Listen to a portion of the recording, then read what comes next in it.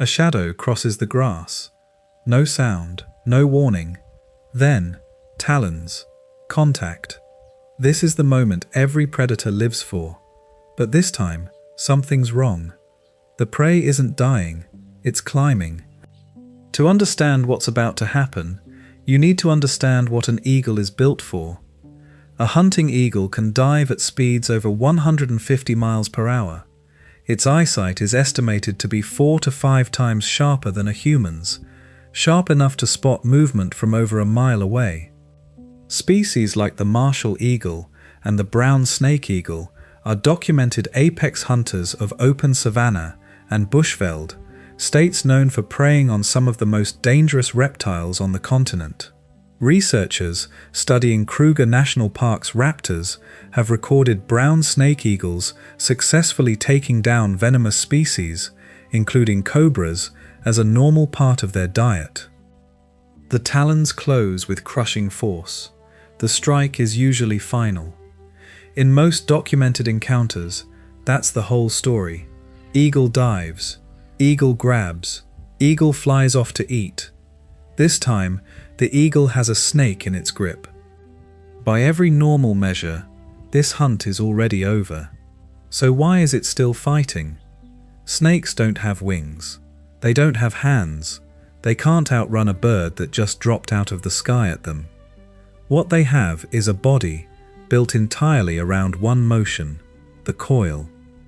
Footage recorded in South Africa's Kruger National Park shows a brown snake eagle locked in a standoff with a snouted cobra, a species capable of venomous strikes. Wildlife researcher Rowan van Eden, who studies the region's eagles, has described these encounters as rare to witness and rarer still to capture on camera. In that footage, the cobra doesn't flee, it rears. It makes repeated strikes at the bird's head and legs. Documented cases from India and Australia show a similar pattern once an eagle actually gets a snake airborne. The snake, unable to strike effectively in freefall, does the only other thing its body allows. It wraps around the legs, around the talons, sometimes up toward the wings. This isn't retreat. It's the only weapon a snake has left once the ground is gone.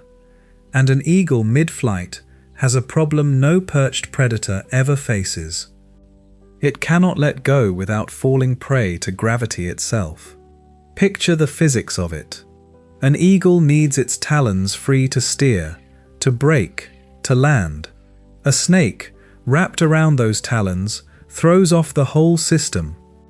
In Australian encounters, wildlife guides have documented wedge-tailed eagles and sea eagles struggling to maintain a straight flight path while carrying a coiled snake, wobbling, correcting, sometimes losing altitude rapidly before regaining control. The bird can't simply set down to finish the job. Landing while gripping a snake capable of striking is its own risk. Meanwhile, the snake is being spun through open air, an environment its body has never evolved to fight in. Every strike it attempts has to compete with centrifugal force. A bite that would land clean on solid ground might miss entirely mid-spin. So neither animal is fighting only the other.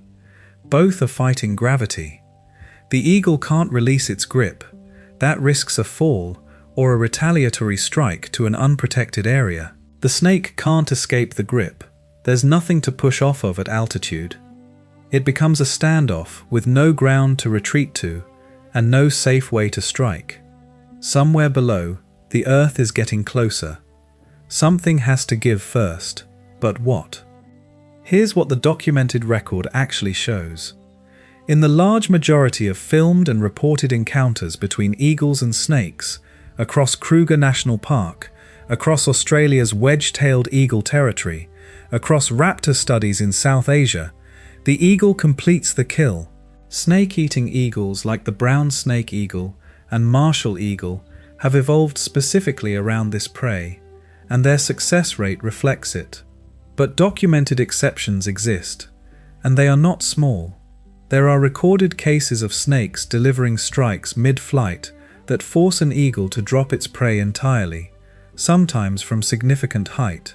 Herpetologists have noted that certain venomous species carry enough toxin to threaten even a bird many times their size if the strike lands somewhere unprotected, like the face or legs.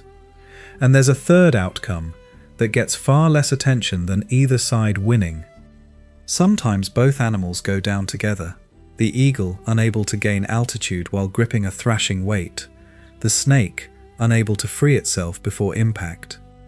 Researchers who study these encounters are careful about the language they use.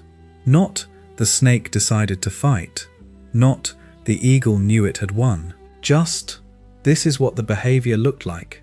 This is what the footage shows. The data doesn't offer certainty, it offers odds. And odds are not the same as guarantees. In nature, the menu is never fixed. Sometimes the diner becomes dinner. Other times, both lose. Two shapes, locked together, falling out of the same sky that one of them ruled seconds earlier. What's waiting for them when they hit the ground? That part, the footage doesn't always show.